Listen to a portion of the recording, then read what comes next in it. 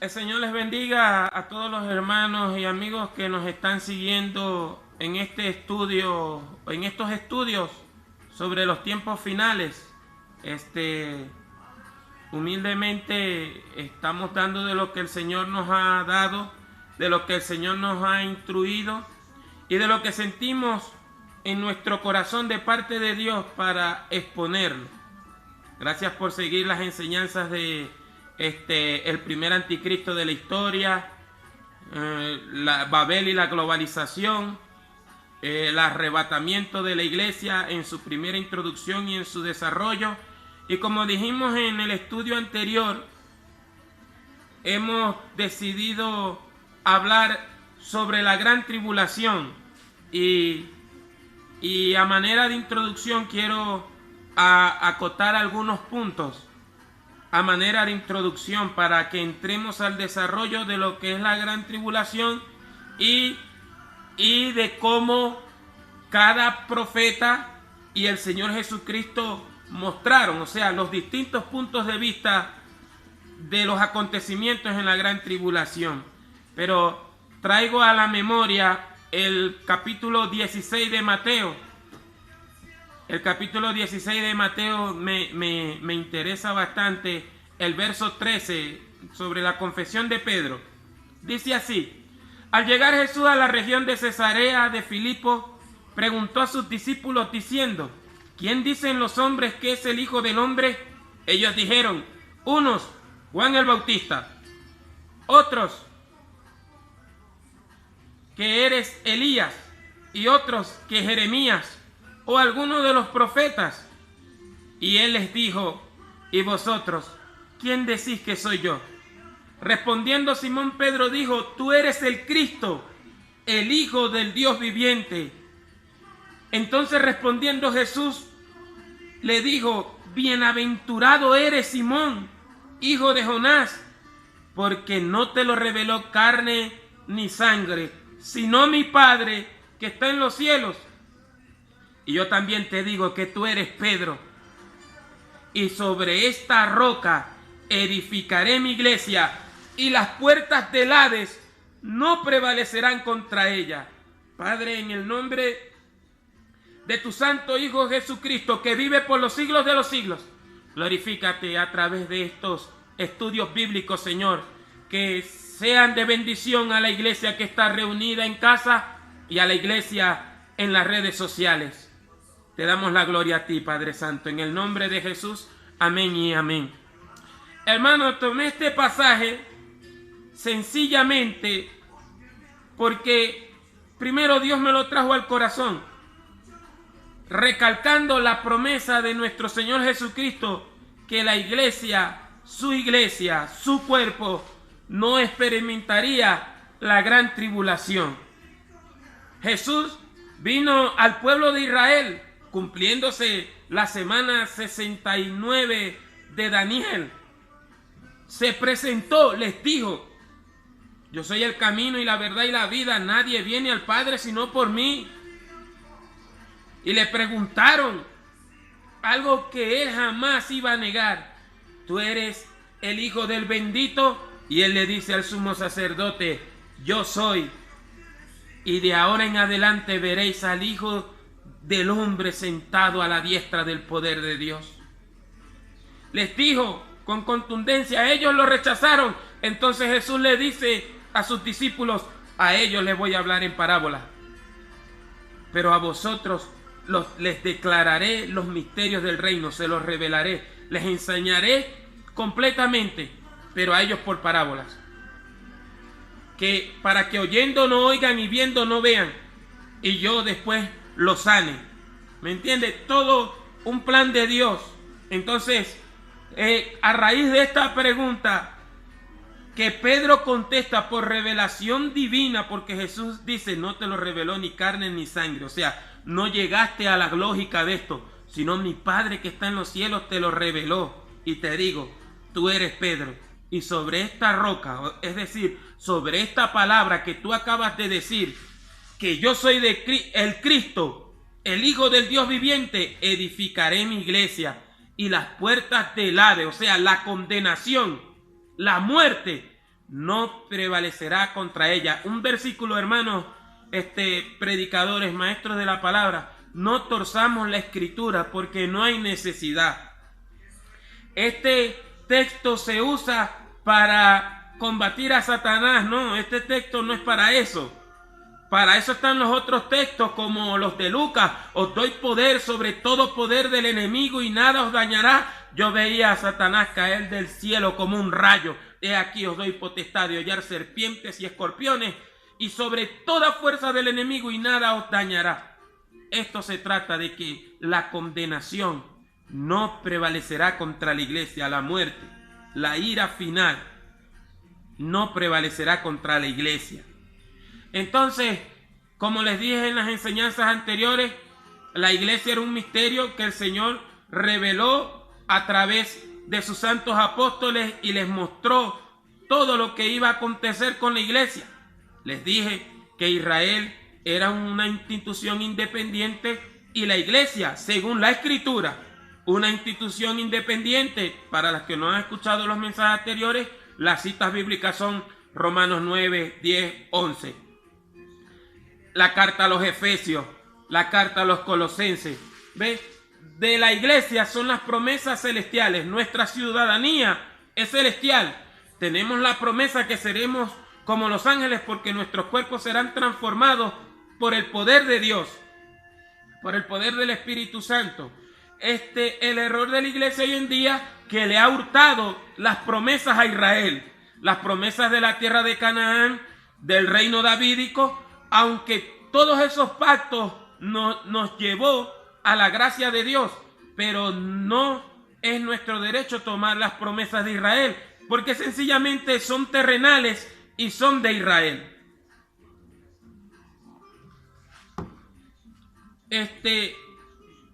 La palabra lo dice, el Antiguo Testamento era el Mesías prometido a Israel, y el Señor, cuando se presentó, ellos lo quisieron llamarlo endemoniado, decir que obraba por el poder de Satanás, blasfemaron contra el Espíritu Santo, y el Señor les dijo, ya no más con ustedes, quedan en disciplina. Hablándolo así coloquialmente, lo digo porque ya lo hemos enseñado al principio de nuestros estudios. A ustedes quedan en disciplina, se sientan ahí, y abre el misterio llamado iglesia.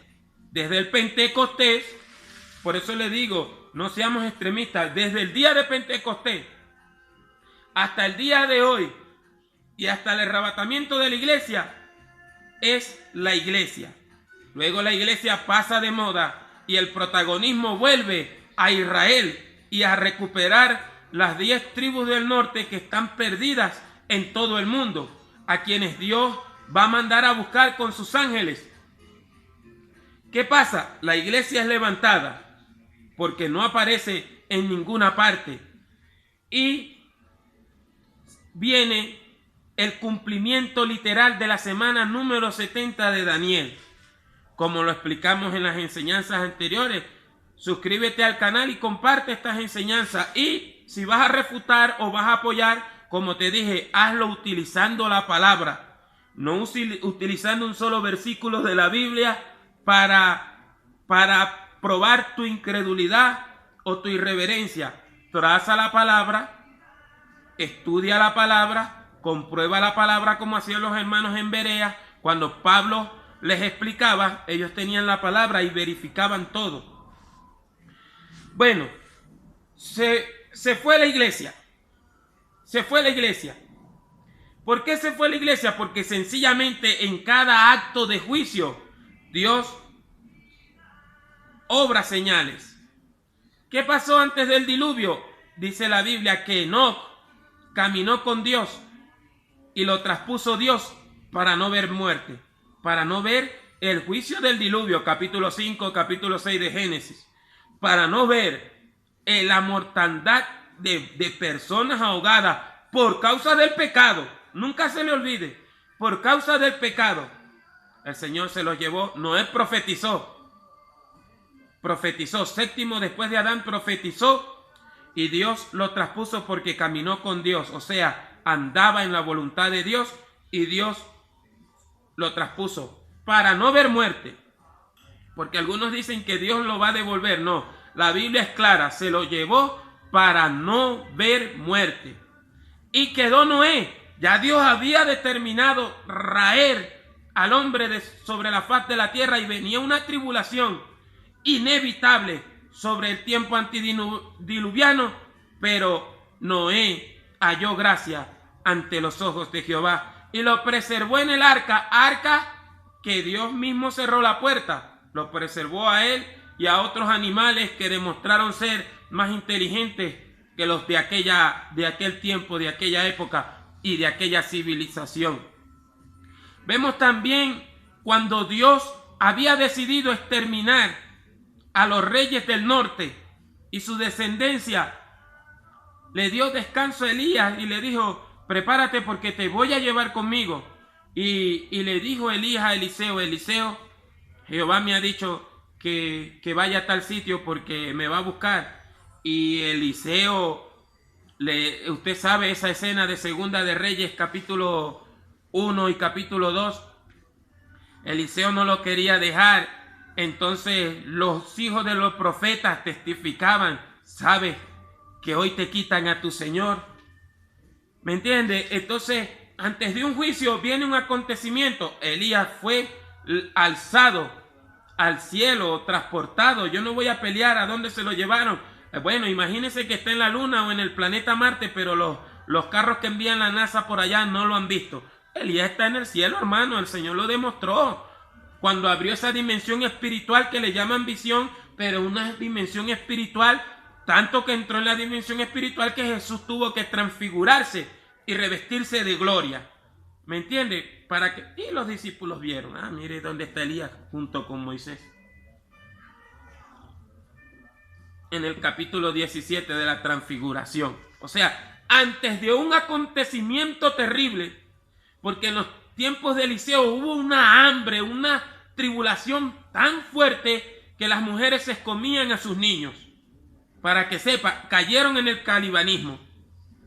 Eso es lo que pasa. Entonces, la última señal para el último juicio, que no dura 24 horas, va a ser el arrebatamiento de la iglesia, y entra la última semana que Gabriel, claramente hablando con Daniel, le dijo: Daniel, son 70 semanas, se dividen en tres etapas, 7 semanas y 62 semanas.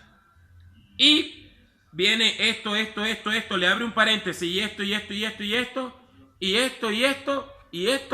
y después viene la otra semana, donde alguien hace un pacto y lo rompe a mitad de semana, y vienen las guerras y aparece la abominación desoladora. Jesucristo confirma la última semana de Daniel, hablando con respecto a eso.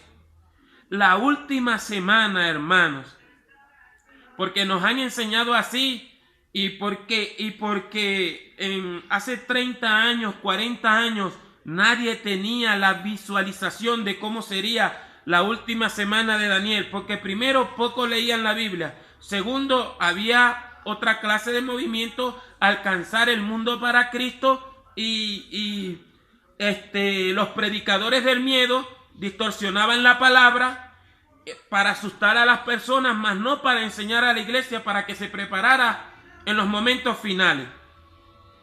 Los predicadores liberales decían que eso no significaba eso, sino que significaba otra cosa. Los falsos maestros, usted los conoce fácil, porque dicen que lo que está escrito en la Biblia no es lo que está escrito, sino que es otra cosa. Los falsos profetas, ya usted sabe que ahorita no tienen trabajo, porque se la pasaban era robándole a la gente el dinero, diciendo: declaro, proclamo, decreto, si das tanto te va a pasar esto, da dinero que Dios te va a bendecir. Eso es lo que están en crisis junto con los políticos de hoy en día. Los verdaderos profetas están en el reloj de Dios, están preguntándole a Dios, están hablando con Dios, y no van a decir nada a menos que Dios le diga: dilo. Están entonces los otros profetas sensacionalistas que muestran una torpeza espiritual. Ni siquiera son bebés espirituales, sino son torpes espirituales, y se acusan ellos mismos. ¿Por qué? Ejemplo, la pandemia que estamos viviendo, los inteligentes salieron diciendo, Dios me había dicho esto que iba a pasar. Pero después, ¿qué pasó? Dios me había revelado que esto iba a pasar. Dios nos está mandando a orar. Hermano, no caiga en eso. Y no lo dijo. Pídale perdón a Dios porque se acaba de meter en un problema. Porque ese es el deber del profeta. Cuando Dios le revela algo, decirlo antes que pasen. Como lo dijo el hermano David Wilkerson, siempre lo dijo, como lo dijo el hermano Leonard Ravenhill, que se centraron en Nueva York. Y ahí está toda la situación. Ayer murieron 1000 personas solamente, 700 y tantas personas solamente en Nueva York. ¿Por qué? Porque ellos siempre advirtieron, siempre le dijeron a las personas. ¿Qué pasa? Lo que yo le voy a decir a usted. La gran tribulación que dura 7 años, no va a haber 3 años y medio de paz. No va a haber. ¿Oyó? Va a haber son pactos, convenios, pero a costa de sangre, de mentira y de muerte. Y usted sabe cómo es la política. Dios le dio tiempo a los judíos, le dio tiempo a los gentiles. El Señor Jesucristo dijo, Jerusalén va a ser hollada por los gentiles hasta que el tiempo de los gentiles se cumpla. Mire, Jerusalén, el único país que no puede tener su capital es Israel, que es Jerusalén, que la historia sabe que nunca ha sido de la comunidad palestina, que la comunidad palestina, un grupo de árabes pobres menospreciados por sus hermanos árabes, los puso ahí como para fastidiar a Israel. Y la Jerusalén original, la Jerusalén tradicional, es hollada por los gentiles. Ahí hay turistas, ahí hay musulmanes, ahí hay de todo, hermano. La tienen pisoteada. Hay homosexuales, la tienen corrompida. Por eso que Juan en el capítulo 11 la llama en el sentido espiritual Sodoma y Gomorra. Todo se va a centrar ahí. Porque con todo este reclamo sobre Jerusalén, Dios tiene una respuesta en el libro de Isaías, en el libro de Jeremías, en el libro de Amós. Dijo el Señor, Jerusalén es mía. Esto es lo que le van a decir a los mensajeros de las naciones. Jerusalén es mía y de nadie más. Entonces todo el mundo quiere el control de Jerusalén. Todo va teniendo sentido. Hace 30, 40 años esto no tenía sentido. Medio se formaba una guerra, de una vez salían los predicadores a meter miedo. Que viene la gran tribulación, que viene Cristo, pero no le hallaban sentido a nada. Mire, faltan 2 guerras en el Medio Oriente antes de la gran tribulación que no se han dado. Las va a ganar Israel, para que sepa.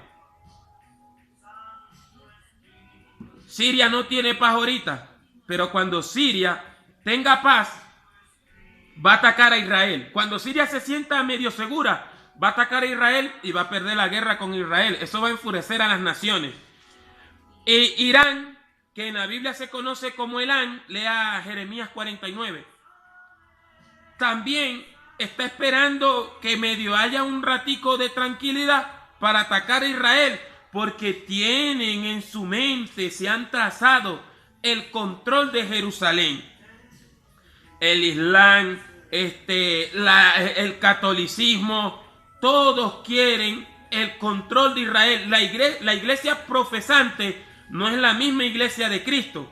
Esa iglesia mundana, esa iglesia del declaro, esa iglesia adúltera, esa iglesia que para ellos el pecado es como comer pan y no se apartan del pecado, también tienen su centro en Jerusalén. He visto programas de iglesia sionistas, que el sionismo parece bueno, pero el asunto del sionismo no lo condeno, está ayudando a judíos a que regresen a su tierra, es para adelantar la profecía. Pero el ángel le dijo a Daniel, muchos van a querer hacer cumplir la profecía, pero no, la profecía se va a cumplir cuando llegue el tiempo determinado. porque para todo hay tiempo, dijo el ángel. ¿Me entiendes? Entonces quiero que se centre ahorita, porque estoy hablando de la gran tribulación, pero a manera de introducción. Quiero que se centre ahorita que los acontecimientos de la gran tribulación van a ser terribles, hermanos. Tanto que Daniel, con la última bestia, no pudo describirla como la describió Juan. Daniel solamente dijo: vi una bestia espantosa, tan terrible, y solamente le contó 10 cuernos y los dientes de hierro, y las sobras las hollaba con sus pies, pero no pudo decir como la otra que era leopardo, como la otra que era león, como la otra que era otra clase de bestia. Quiero que se centre. La gran tribulación, la última semana, no es como dicen los otros predicadores, que va a haber 3 años y medio de paz y después se va a romper la paz. No, va a ser acontecimientos terribles. Todo tiene sentido. Las naciones del mundo aborrecen a Israel. Mire, hasta la ONU. Cuando Israel, que el embajador israelí, me acuerdo yo, que se dio tremendo discurso, que peleé con gente enemigas de Israel. Yo discutí con gente enemiga de Israel diciéndole: Jerusalén nunca ha sido de los palestinos. Eso que usted llama palestinos, que están en la franja de Gaza, si son en realidad palestinos, son los filisteos, que siempre han sido enemigos de Israel, pero nunca invadieron Jerusalén, porque Jerusalén le pertenecía al Jebuseo. Es más, Melquisedec, el sacerdote, fue rey de Salem, de Jerusalén. Y el libro de Ezequiel, capítulo 16, dice que Jerusalén la fundó el amorreo y el eteo. Fueron los que fundaron Jerusalén, y que cuando David conquistó Jerusalén, porque le hicieron burla y le dijeron: ve, David no va a entrar aquí a Jerusalén, porque si David sube, los cojos y los ciegos le van a entrar a patada. Y David se puso bravo, tomó Jerusalén, acabó con cojos, con ciegos, con todo, y se apoderó de Jerusalén. Nunca eso que llaman Estado palestino ha sido dueño de Jerusalén. Pero como la gente, los países del mundo son antisemitas, y ahorita el antisemitismo mayor se va a ver cuando la iglesia desaparezca, porque la iglesia detiene todo eso. Aunque usted no lo crea, hermano, usted detiene todo eso. El poder de Dios que está en usted, la presencia del Espíritu de Dios que está en usted. Todo este conflicto lleva a la gran tribulación en la última semana, la semana número 70 de Daniel, todo por el control de Jerusalén y de querer acabar con Israel. ¿Qué hicieron las Naciones Unidas? El embajador israelí se dio el lujo de decir: miren, nosotros tenemos 4000 años de historia. El faraón de Egipto nos quiso acabar, Hitler nos quiso acabar, el comunismo nos quiso acabar, pero aquí estamos nosotros. ¿Dónde están ellos? Nuestros enemigos no están, y estamos dispuestos a todo, dijo. Así lo dijo también el año pasado Benjamín Netanyahu, el primer ministro israelí, que tiene problemas, pero se ha comportado como un líder. Dijo el mismo discurso: nosotros tenemos 4000 años de historia. Se lo restrega a la gente en la cara, y eso le molesta a la gente, a los que dicen que tienen una religión súper, ¿qué tal? Tenemos 4000 años de historia. Nos han querido exterminar y aquí estamos. No atacamos a nadie, pero el que nos ataque lo vamos a atacar. No perseguimos a nadie, pero el que nos persiga lo vamos a perseguir y lo vamos a destruir y nos vamos a defender. Somos un país pequeño, como con 8 millones de habitantes, decía, pero tenemos los mejores soldados. Nos igualamos a los Estados Unidos, nos igualamos a Rusia, nos medimos con quien sea, decía, con ese fervor, y estamos dispuestos a todo. Pero Dios no va a dejar que Israel se autodestruya o que se destruya el mundo. Pero entonces la ONU aprobó a los palestinos, fundados por un egipcio llamado Yasser Arafat, que era un terrorista aférrimo, que en el 1972 o 76 en las Olimpiadas de Múnich mató a los atletas judíos, y a la final él pensó que se iba a escapar, pero los judíos se metieron eso en la mente. el que se meta con nosotros lo vamos a matar. Y Ariel Sharon persiguió a Arafat hasta destruirlo. ¿Por qué? Porque ellos ya se trazaron algo. No nos vamos a dejar matar de nadie. No va a haber más holocausto aquí. Aquí, si nos matan, si nos quieren matar, bueno, tendrán que hacer desastre para podernos matar. Entonces se cumple lo de Isaías 14, lo de Zacarías 14, que todas las naciones van a la conquista de Jerusalén, a atacar a Judá. Esa es la gran tribulación. El centro de la gran tribulación es Israel. El centro de la gran tribulación es Jerusalén. Muchos maestros de la palabra por ahí, algunos yo los respeto y a veces, bueno, yo digo que no son del diablo ni nada, pero a veces dicen cosas que no tienen sentido solamente por ese afán de asustar o de hacerle creer a la gente que ellos tienen una revelación exclusiva de la palabra de Dios. Algunos dicen que Irak se va a levantar como Babilonia. Hermano, eso no es así y lo vamos a explicar en los temas de la gran tribulación. Dicen tantos disparates que los judíos se van a esconder en la ciudad de Petra, ignorando la veracidad de la palabra de Dios. O sea, dándole a entender a la gente que con los disparates que dicen o las distorsiones que dicen,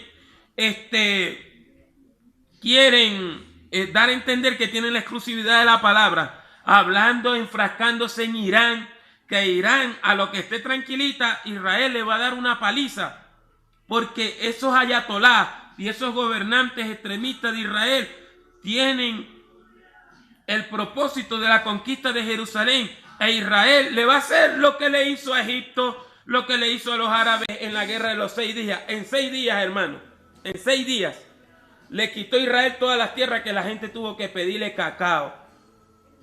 Y la ONU, devuélvanle la tierra, el Golán, devuelvan la península del Sinaí, que le quitaron en 6 días, hermano. Todos los países lo atacaron en 6 días. Y en 6 días, ese pueblo acabó con sus enemigos. Y todas las guerras del 1948 para acá, las ha ganado Israel. Entonces, ¿qué es lo que le quiero decir? Que todo ahora tiene sentido. ¿Me entiende? Todo tiene sentido. Usted no va a estar aquí porque usted es la iglesia de Cristo. Pero todo tiene sentido. Toda la semana séptima tiene sentido. Vienen las guerras, vienen las devastaciones. Esta plaga la usan como señal del fin del mundo. Esto es principio de dolores, hermanos. Esto es principio de angustias, pero no es la gran tribulación. Porque la gran tribulación es tan terrible. Mire lo que dice Sofonías, capítulo 1. Sofonías, capítulo 1, el verso 15. Anote estos versículos. Sofonías, capítulo 1, verso 15. Dice de la siguiente manera, hermano. Es algo tan terrible como lo describe el profeta Sofonías, que dice así: día de ira aquel día, día de angustia y de aprieto, día de devastación y de asolamiento, día de tinieblas y de oscuridad, día de nublado y de entenebrecimiento.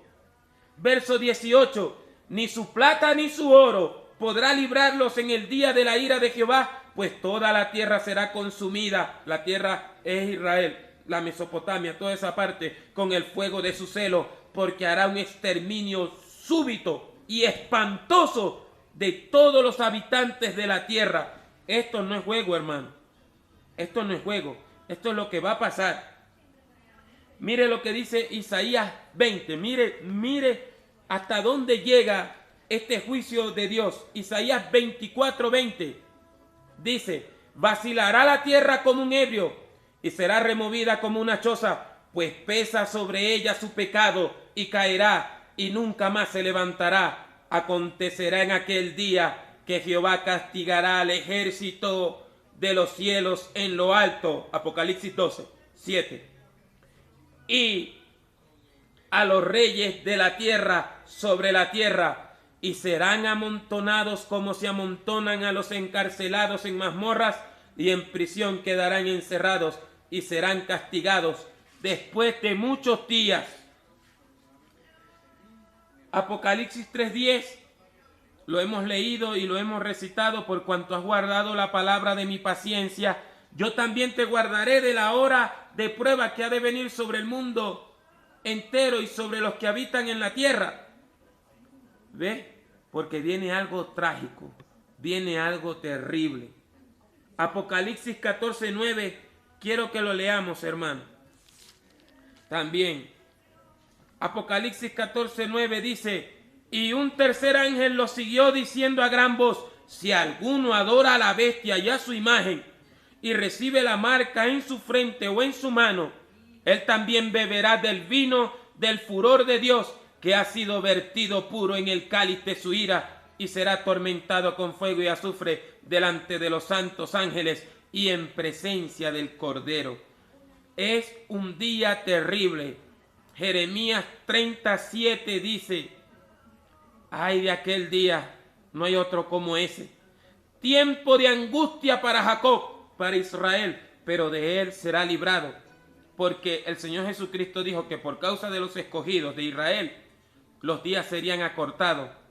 Pero en 7 años, usted dirá, ¿pero qué puede pasar en 7 años? Bueno, en 7 años, 1938 al 45, asesinadas por causa de la Segunda Guerra Mundial, entre ellos más de 6 millones de judíos. Además de eso, en la Primera Guerra Mundial, que duró 4 años, hubieron como 80 millones de muertos, y lo que llaman peste española, que en realidad salió de Estados Unidos, la peste española. ¿Qué más le podría decir? La guerra de Vietnam, la guerra de Corea, las guerras que han habido en Irak, los genocidios, hermanos, todos son como un ejemplo de las cosas que sobrevendrán. Dice el Señor Jesucristo en el capítulo 21 de Lucas, que será tan terrible, hermano. Lea las enseñanzas por capítulo, porque la gente puede agarrar un texto como están haciendo ahorita, que citan Jeremías 25 y en aquel mal, y le ponen entre paréntesis la peste. No, eso no significa eso, hermano. Y eso es un peligro, porque la Biblia dice que el que le añada la palabra le van a caer peste, y el que le quite a la palabra de Dios le va a caer los juicios, y si su nombre será quitado del libro de la vida. Mire lo delicado, y la iglesia del Facebook, la iglesia en línea juega con esas cosas. Tenga cuidado al agregarle algo a la palabra no necesita que usted le agregue. ¿Oyó? La palabra no necesita que usted la compruebe en el sentido científico. La palabra no necesita de su ayuda. Usted necesita de la palabra. Yo necesito de la palabra. Nosotros necesitamos oír y obedecer la palabra para estar en la presencia de Dios. Pero Dios no necesita de usted. O sea, póngase claro. Dios no necesita de usted. Entonces, inventando versículos como el de Isaías 26, que dice: anda, pueblo mío, escóndete en tanto que pasa la indignación. ¿Cuál indignación? ¿O no está viendo los líderes del mundo cómo están matando a su gente?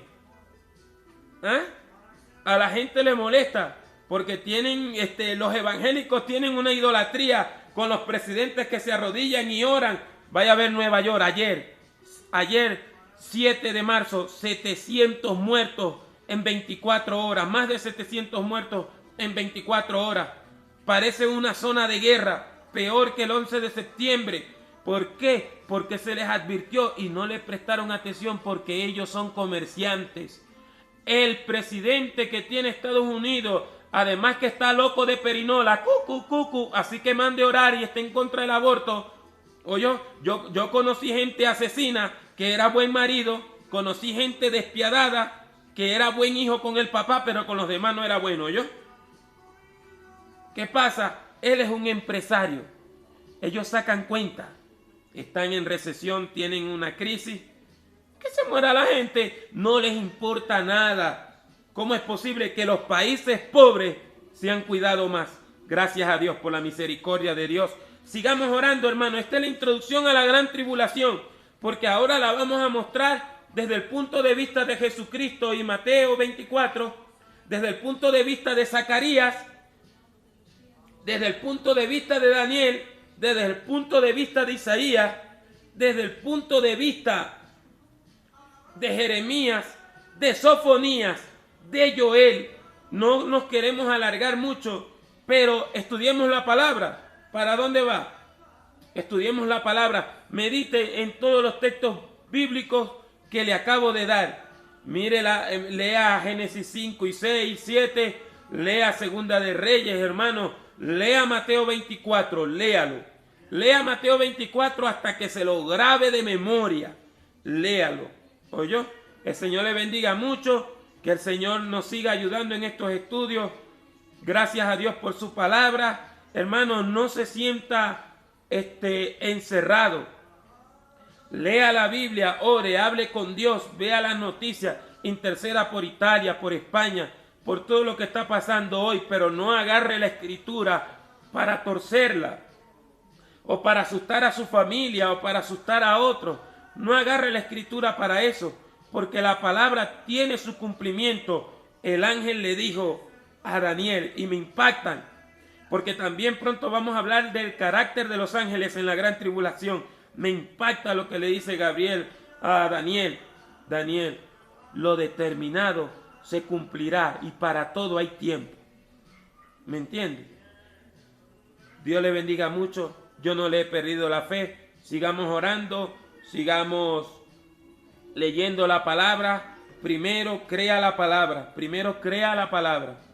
Primero es la fe y luego entendemos. Porque si usted trata de entender ahorita y no tiene fe, mire, porque ni que se la sepa de memoria. Primero tenga fe, crea lo que Cristo hizo por usted y por mí en la cruz del Calvario.